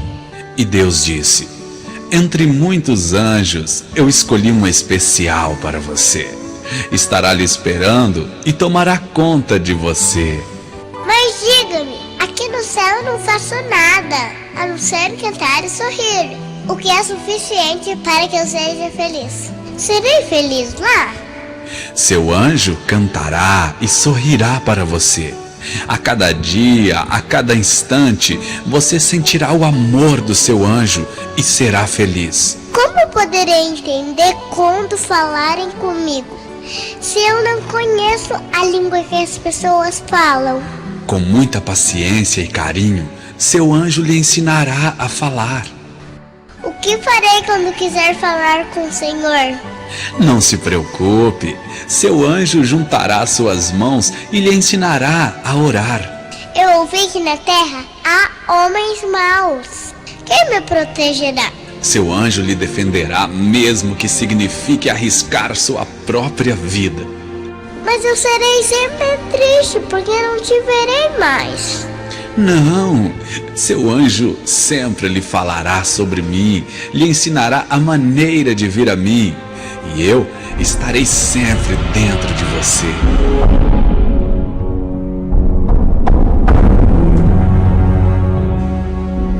Nesse momento havia muita paz no céu, mas as vozes da terra já podiam ser ouvidas. A criança apressada pediu suavemente: Oh Deus, se eu estiver a ponto de ir agora, diga-me, por favor, o nome do meu anjo. E Deus respondeu: você chamará seu anjo de mãe. Meu anjo se chamará mamãe. Oba! Mamãe, feliz Dia das Mães.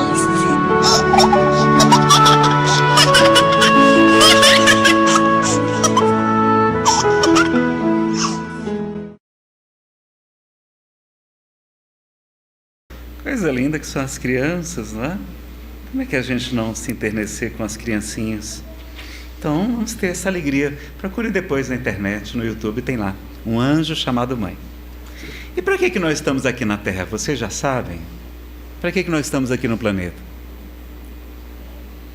Vocês estão falando tão baixinho que eu não sei se é encarnado ou desencarnado que está respondendo. Olha, eu estava participando de um grupo de estudos do Evangelho segundo o Espiritismo, lá no Grupo Espírita Paulo Estevam, em Fortaleza. E o monitor perguntou para mim: Nazareno, você sabe para que está aqui na Terra? E eu enchi o peito, né, vaidoso, disse: nós estamos aqui, não é? Para executar a vontade de Deus, concorrendo para a harmonia do universo, para nos autoaperfeiçoarmos. Nós estamos aqui sofrendo, porque aqui ainda é um mundo de provas, um mundo de expiações, um mundo de purificação. Nós estamos aqui reencarnados em missões, nós estamos aqui resgatando débitos do passado e tal, e falei achando que estava abafando, né? Ele disse: meu filho, não é nada disso. Eu disse: mas como? Se tudo que eu falei está nas obras de Allan Kardec. Ele disse: tudo isso que você falou está correto, mas tudo isso só é necessário porque a gente não cumpriu o objetivo principal da nossa vida. E qual é o objetivo principal? Quem foi a maior autoridade espiritual a pisar no solo da terra? O tipo mais perfeito que Deus ofereceu ao mundo para servir-nos de modelo e guia? Jesus. E quais foram os mandamentos que Ele nos deixou, que contém toda a lei, todos os profetas, todas as profecias? Amar a Deus sobre todas as coisas, com toda a tua alma, com todo o entendimento, com todas as tuas posses, colocar todos os nossos bens a serviço de Deus, e amar ao próximo do mesmo modo que a gente tem que se amar.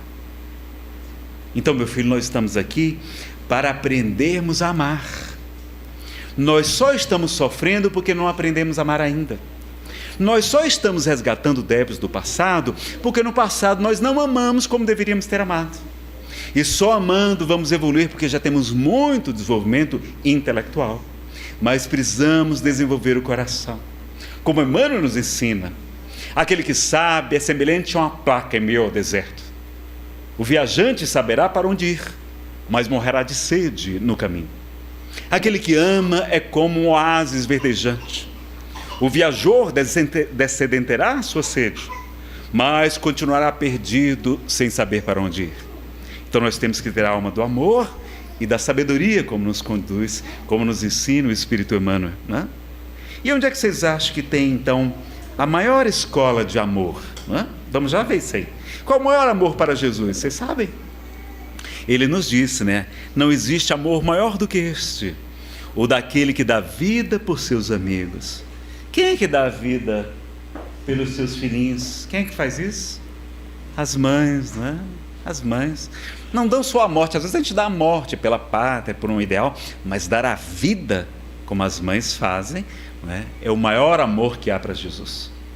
E a gente sabe que temos uma escala das virtudes, não é? Até chegar ao amor devotamento, o amor renúncia, o amor sacrifício, que é o amor de Jesus, o amor de Madre Teresa, de Gandhi, de Buda e tantos outros missionários, não é? Então veja o amor das mães lá em cima, que é o amor devotamento, é o amor renúncia, o amor sacrifício, o amor mais parecido com o amor de Deus.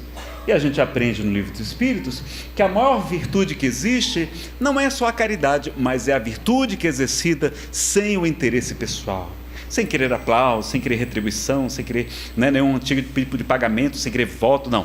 É quem faz sem esperar nada em troca. Quem é que faz isso? As mães, não é?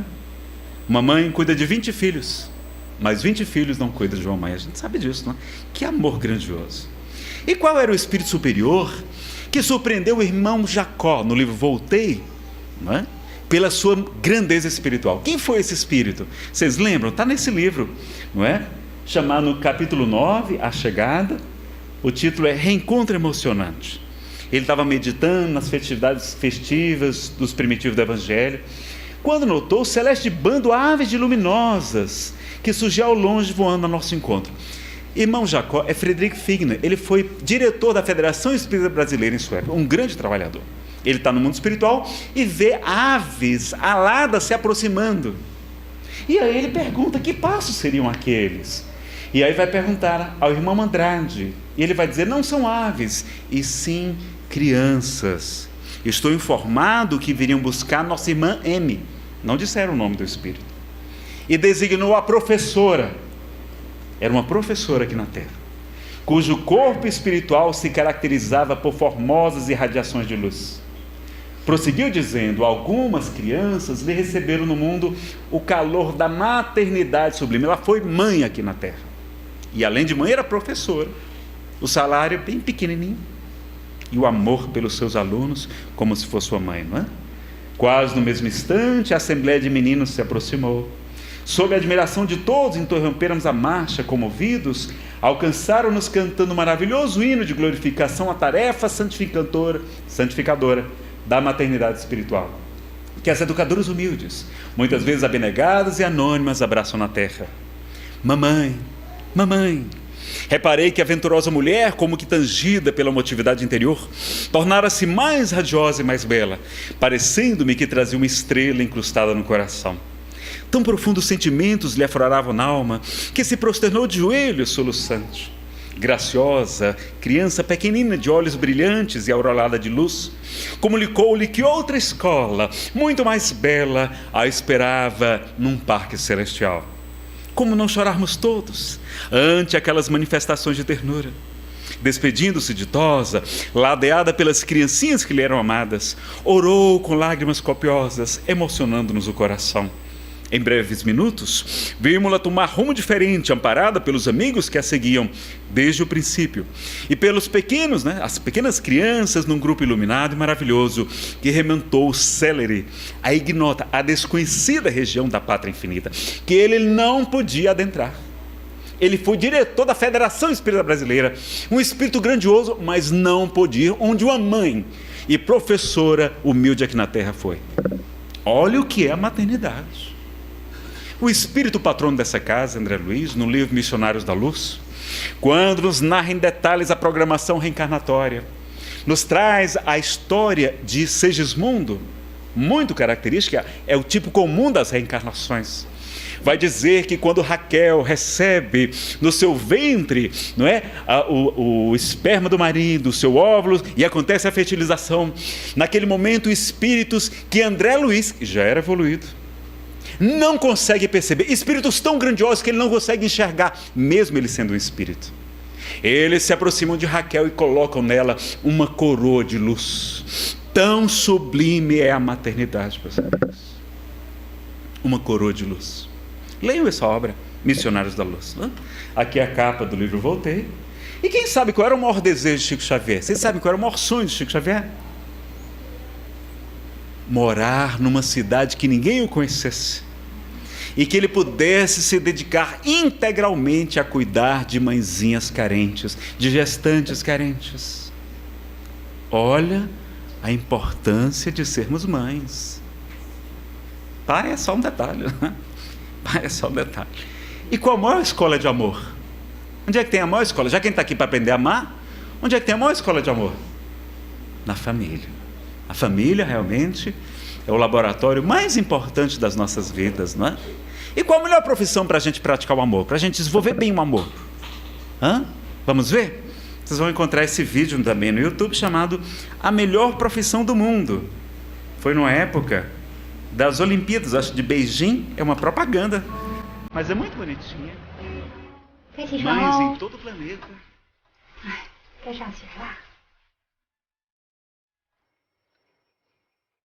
Time to get up, baby. Come on. Up you get. Vamos acordar? Vamos que eu vou fazer um café da manhã gostoso pra você.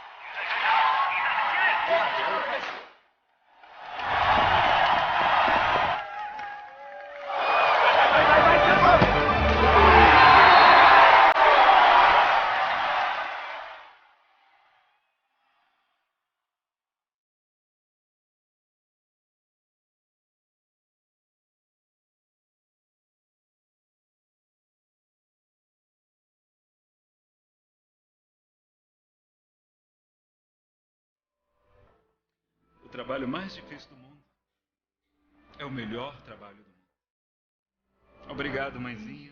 P&G, apoiando as mães com muito orgulho. Obrigado a todas as mães. Não tem como a gente não se emocionar, né, meus amigos, com as mãezinhas. E lá no Evangelho segundo o Espiritismo, tem um capítulo que tem um item chamado De que precisa o Espírito para ser salvo? Vocês viram? Já lembram desse capítulo? É o capítulo 15. O que é que a gente precisa fazer para a gente ser salvo? Vocês lembram? Lá, ele vai trazer aquela citação de Jesus: ora, quando o Filho do Homem vier em sua majestade, acompanhado de todos os anjos, ele vai passar as ovelhas à sua direita e os bodes à sua esquerda, não é? Aqueles espíritos à direita é aqueles que continuarão tendo autorização de reencarnar na Terra, que vai se tornar um planeta muito mais feliz, um mundo regenerador ou de regeneração. Enquanto que à esquerda, aqueles espíritos endurecidos no mal não poderão mais reencarnar no planeta. E nós estamos talvez tendo as últimas oportunidades de nascer aqui na Terra. Então vamos abraçar, não é, essa oportunidade, porque estamos em plena transição planetária. E Jesus estabeleceu um único critério para separar os bodes das ovelhas. Qual foi a única coisa que ele disse para saber quem vai se salvar e quem não vai se salvar? Porquanto tive fome e vós me deste de comer, tive sede e me deste de beber, careci de teto, precisava de uma casa, de um ventre, de renascer, era estrangeiro, era imigrante e me acolhestes, estive nu e me vestistes, achei-me doente e me visitastes, estive preso e me foste ver. Quem é que faz isso aqui na Terra, meus amigos? Quem é que é a única que vai visitar os presidiários? As mães. Então as mães praticam a caridade. Não é precisa ser espírita, não precisa ser católico, ser cristão, aceitar Jesus, fazer batizado. Não, precisa fazer o que ele pediu. Ele só pediu caridade. Por isso que nós dizemos, fora da caridade é que não há salvação. Não é fora da igreja X, não. Religião não quer dizer nada. Mas é fazermos o que ele pediu. Claro que a gente sabe que a caridade também é benevolência para com todos, é ser bom para todos, indulgência, é clemência para imperfeições alheias, perdão das ofensas, é divulgar o evangelho, divulgar a doutrina espírita, levar fé, esperança, consolo a todos os corações. Não? Ah, Nazarena, mas eu engravidei, e agora? Bom, a gente vai ver aqui, primeira coisa, de quem são os nossos filhos? São nossos? Não, pessoal, são de Deus, não? Os filhos não são nossos. E o que Deus, o Pai de todos nós, nos pediria que fizéssemos pelos seus filhinhos? O que Ele pediria que a gente fizesse? Não quero. Então, receba. Tem uma gravidez, tem uma gestação. É melhor uma gestação de alguns meses ou uma depressão pelo resto da vida? É melhor uma gestação de alguns meses. Depois você doa a criança, não é obrigado a ficar com elas. Quantos casais como eu e minha esposa somos loucos para ter filhos e ainda não podemos? Estamos fazendo um tratamento para conseguir. Rezem por nós, por favor. Então vejam, pois é, adotar uma criança. Que maravilha, vamos adotar crianças. Vocês sabem por que nosso lar é tão maravilhoso? Por que lá não tem criminalidade? Por que lá não tem dependência química? Porque lá não existem crianças abandonadas. As crianças são todas amparadas, como Dona Laura, a mãe de Lísias, informa André Luiz, não é? Só que vamos ver os principais motivos para o aborto, não é? Pessoas, mas meu filho dá trabalho, tem que fazer sacrifício, dá despesa, tem que deixar de ir para a maioria das baladas, não pode ir mais para todas, posso ficar mal falada, o corpo pode ficar menos bonito, pode prejudicar minha carreira, meu estudo. Vamos tentar ver à luz do Espiritismo o que a gente pode falar sobre esses assuntos? Tem mais. Meu namorado pode me largar, ele está me impondo que eu aborte. Muitas vezes o marido, o parceiro, o namorado é o principal abortista, não é a mulher. Os pais, a família, a gente quando não apoia, quando recrimina, quando critica. Eu tenho medo de ter filho difícil. E vou colocar mais um menino no mundo, desse mundo aqui tão cheio de problemas, aqui no Brasil, corrupção e tudo mais. Vamos ver então esses assuntos? Bom, trabalho. Meus amigos, o trabalho para o Espiritismo é uma lei divina. Os Espíritos vão dizer que existe uma lei moral chamada lei do trabalho. E Jesus nos esclarece, eu trabalho até hoje, meu pai também trabalha. Trabalho é terapia para a gente. Quantos casais eu conheço que tinham depressão? Quando tem um filho, pronto, acaba a depressão. Se tiver muito, aí é que acaba mesmo, porque não tem tempo mesmo mais de pensar em depressão. Cuidando das crianças, que maravilha.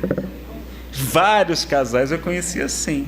Nós é mais sacrifício. Mas de onde é que vem a palavra sacrifício? Sacro é sagrado e ofício é trabalho. E quanto maior o sacrifício, maior o mérito, os Espíritos falam. Vem aqui da palestra como eu estou fazendo para vocês, não vale nada. Agora, cuidar de um filho, velar à noite, cuidar da sua saúde, orar por ele como as mãezinhas fazem, isso tem muito mais valor diante de Deus.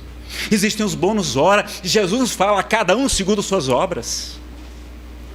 Está lá no Apocalipse, cada um será julgado conforme as suas obras. A fé sem obras é morta, nos ensina Tiago. Tem que ter a fé, mas o mais importante são as obras. nós vamos dar despesa. Só que os Espíritos não falam que a riqueza, se ela é fruto do trabalho, como o trabalho é uma lei de Deus, não teria um problema. Trabalho honesto, uma herança, teria um problema. Mas eles falam que a riqueza é uma prova muitíssimo perigosa. É mais perigosa do que a pobreza. Porque a riqueza é o supremo excitante do orgulho, do egoísmo e da vida sensual. Os dois maiores defeitos da humanidade. Então a riqueza aqui na Terra é um perigo, não é coisa boa, não. A gente vai estragar os nossos filhos. Vamos dar tudo que eles não precisam, depois eles vão ficar entediados, vão buscar as drogas, desmotivados, não sabem trabalhar, não sabem acordar cedo, não sabem correr atrás das coisas, não sabem valorizar o que tem. E quando a gente morrer, vamos ver a família destroçada, disputando a herança de bens materiais que a gente deixou, ou a gente preso aos bens materiais. Então, esse negócio de riqueza não é grande coisa, não. É um perigo para nós.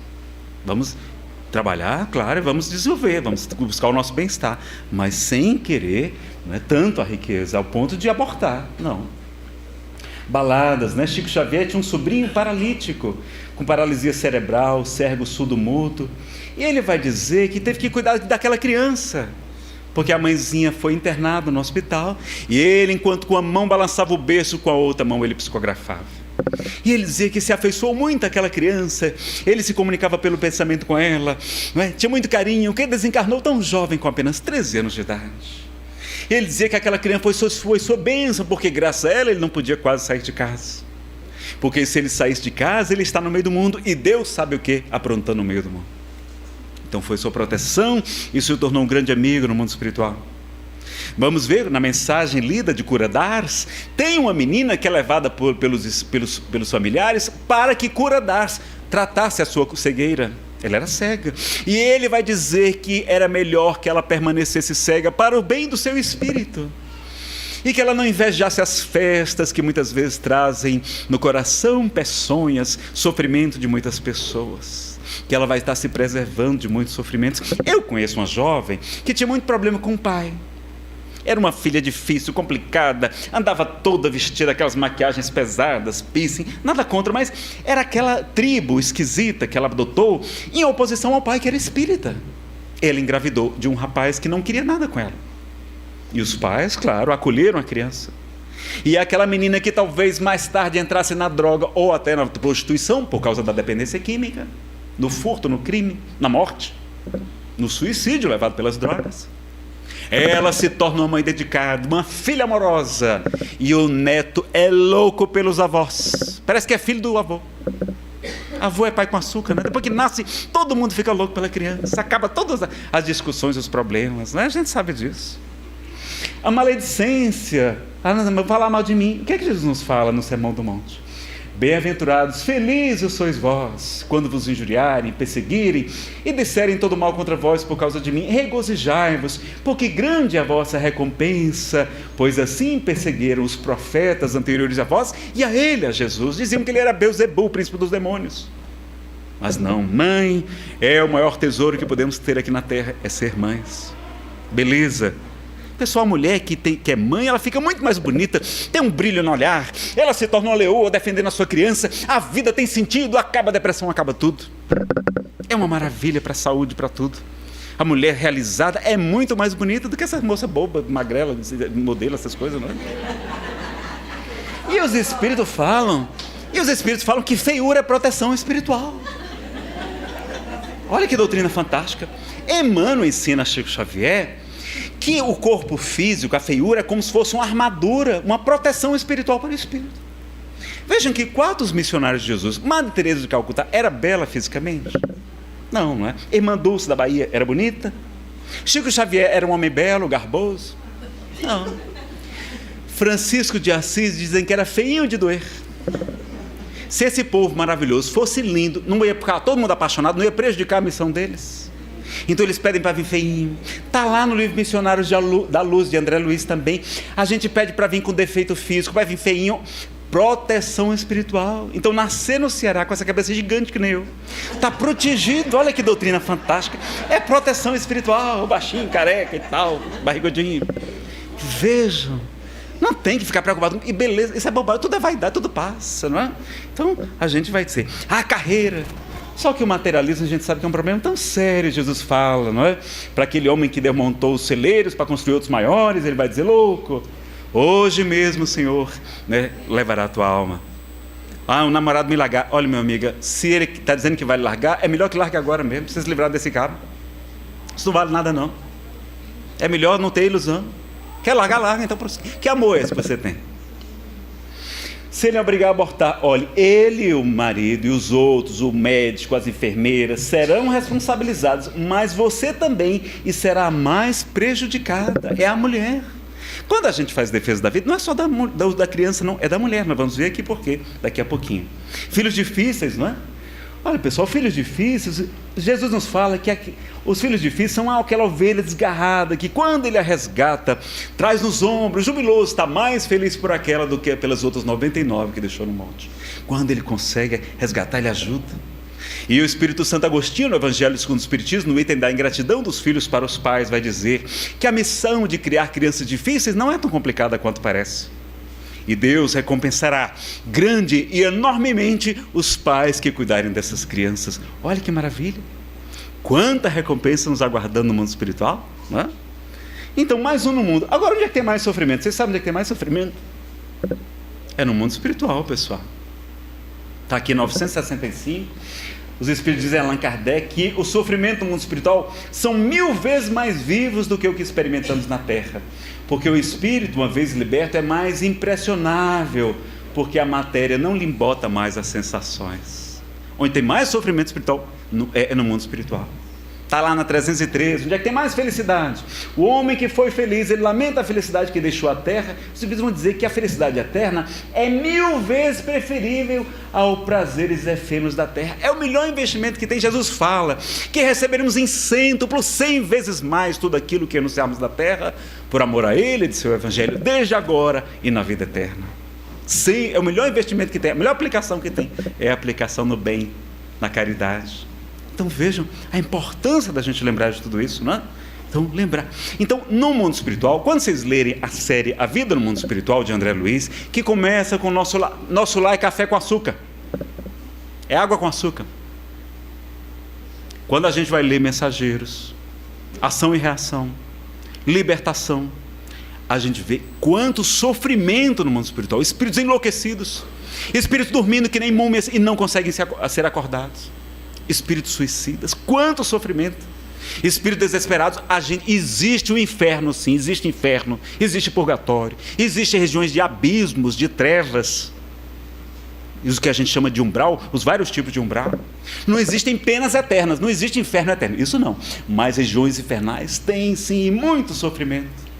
E no livro Missionários da Luz, que a gente fala com os nossos familiares, nossos amigos, ou aquelas pessoas a quem prejudicamos e queremos reparar o nosso erro, dizendo, aguente aí mamãe, papai, meu filhinho, aguente, eu vou reencarnar, vou lhe receber como filho, você vai ter a bênção do véu do esquecimento, vai esquecer todo o sofrimento, todo o remorso e vai ter uma vida nova, uma oportunidade, um 0 a 0 de novo, começar uma nova partida e avançar na escala dos mundos para a felicidade.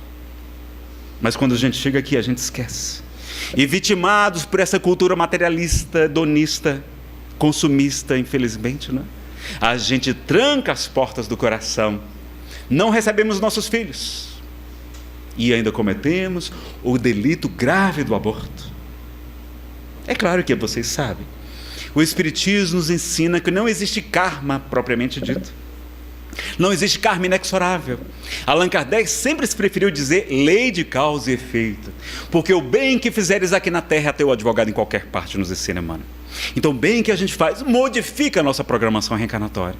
E por isso, na Epístola de Pedro 4,8, a gente vai escutar ele ensinando que o amor, a caridade cobre uma multidão de pecados. Se a gente cometeu um aborto, se a gente pagou um aborto, se a gente induziu alguém, influenciou, nós podemos reparar o nosso erro defendendo as mães, as gestantes carentes, as crianças, evitando a legalização do aborto no Brasil, que faria os números multiplicarem ainda mais, com mais sofrimento para as crianças e para as mães, ajudando o movimento Brasil Sem Aborto, participando das manifestações das marchas nacionais de defesa da vida. A última foi agora, dia 15 de fevereiro, quarta-feira. Eu não vi ninguém de vocês lá, nenhum de vocês. Éramos 15 espíritas só lá. Levei minha mulher ainda para contar. Então, precisamos ajudar. Está aí o Supremo Tribunal Federal, vai legalizar, legislar que não pode, dizer que não é crime aborto de criança, da mulher que teve zika, apesar que só de 1% de mulher que tem zika tem crianças com microcefalia. A própria pesquisadora que descobriu a microcefalia e a zika, ela é espírita e vai dizer que só 1% das crianças têm microcefalia.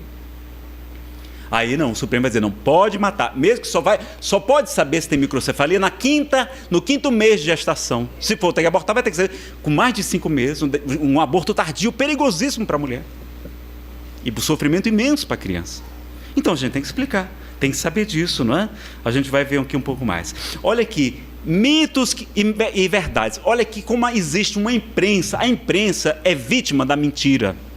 Existem pessoas que não são isentas, recebem dinheiro da Fundação Ford, da Fundação Rockefeller, da Fundação MacArthur, da Planned Parenthood, que é uma clínica abortista nos Estados Unidos que ganha milhões de dólares por ano realizando aborto, e eles querem legalizar em todos os países, sobretudo o terceiro mundo, para que não haja tanto pobre no mundo. E aí agora a gente está vendo o problema da Previdência, está tendo que todo mundo agora ter reforma de Previdência, porque não nascem mais crianças. Não tem mais criança para contribuir, jovens novos para contribuir, todo mundo ficando velho.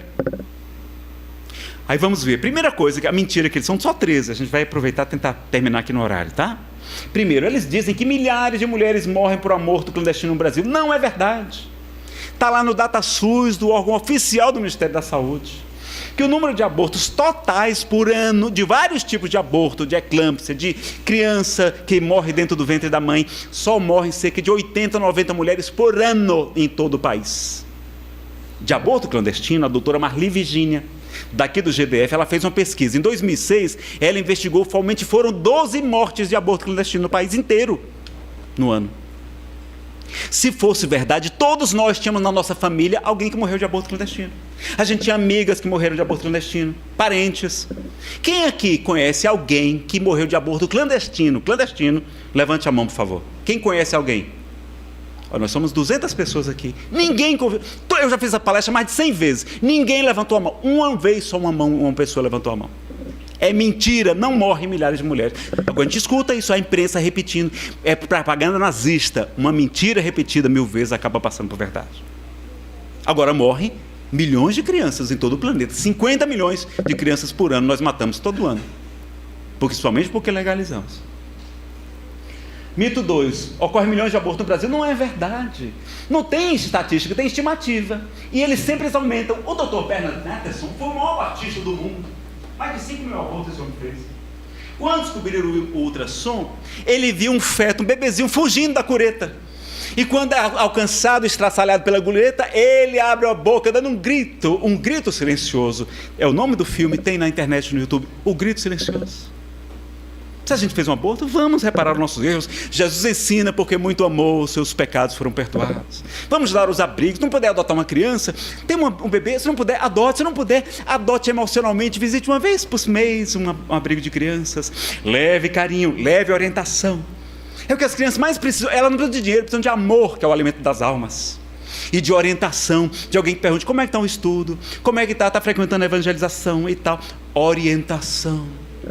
Como é bom ter uma mãe, alguém que a gente possa contar no planeta. Não é? Então, a gente pode fazer. E ele vai dizer que eles multiplicavam os números por 10, por 100, diziam que tinha 1 milhão de abortos nos Estados Unidos em 1970, o que não era verdade. Eles sabiam que era no máximo 100 mil. Mas esse número não interessava para eles. E pela Suprema Corte lá, do mesmo modo que aqui no Supremo Tribunal Federal, estão tentando, e vão conseguir legalizar o aborto no Brasil.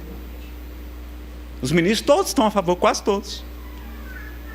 A gente não pode deixar isso acontecer, meus amigos. O aborto é solução. O aborto, além de matar a criança, somente prejudica a mulher, provoca aumento dos problemas orgânicos, psicológicos e psiquiátricos nas mulheres, como orgânicos, hemorragia, perfuração do útero, infecção generalizada, morte. Não é? Está nesse livro aqui, Tratado de Endocrinologia, do William Hoffman. Mesmo no aborto na clínica, no hospital, com a melhor coisa, pode e acontecem mortes nos Estados Unidos. Vejam o filme Blood Money, está lá no YouTube também, da Estação da Luz. Investigando, mostrando quantas mortes acontecem dentro dos hospitais, das clínicas, né, que inclusive vendem os órgãos das crianças. A Planned Parenthood já tem vídeos mostrando eles vendendo fígado, cérebro de criança para pesquisa, para outras coisas. Então, É um problema sério. Olha aí, pode acontecer câncer de mama. Amamentar uma criança é o que mais protege a mulher de câncer de mama. O câncer que mais mata as mulheres é o de mama. E amamentar uma criança protege muito a mulher contra o câncer de mama. Reduz bastante, eu não sei o percentual.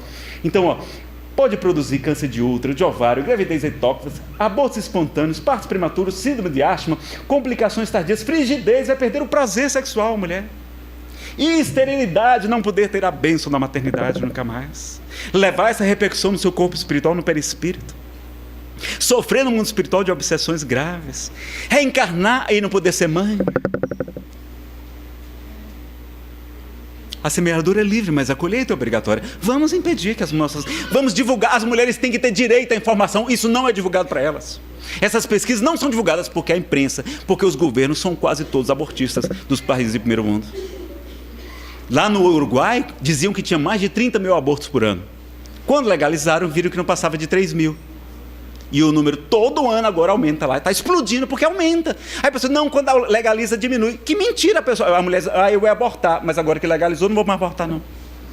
Que maluquice é essa? As pessoas estão abortando como se fosse anticoncepcional.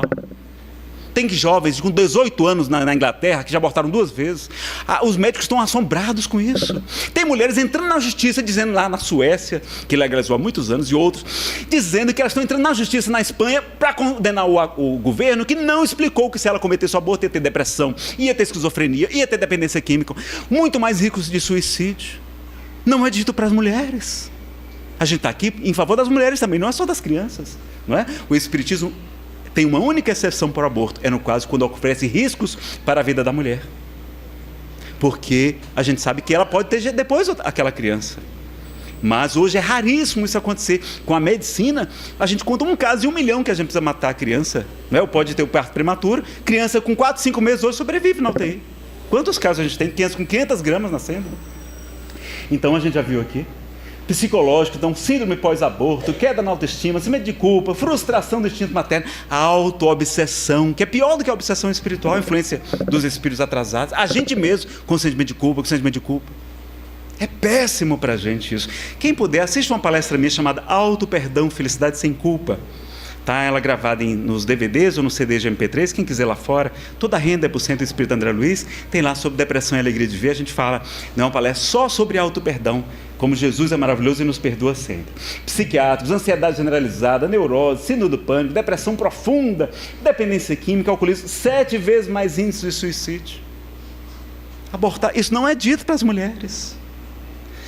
A mulher tem o direito de escolha, mentira, e em quase 80% dos casos a mulher é obrigada a fazer o aborto pela família, pelo pai, ela não é livre. E depois que a criança nasce, todo mundo se apaixona por ela. Ela teve a escolha, sim, ela pode escolher engravidar ou não, porque tem anticoncepcional hoje. Tem preservativo, tem tudo. Se a gente legalizar, vai aumentar o caso de AIDS, porque o pessoal já não usa camisinha, vai usar menos ainda, não é?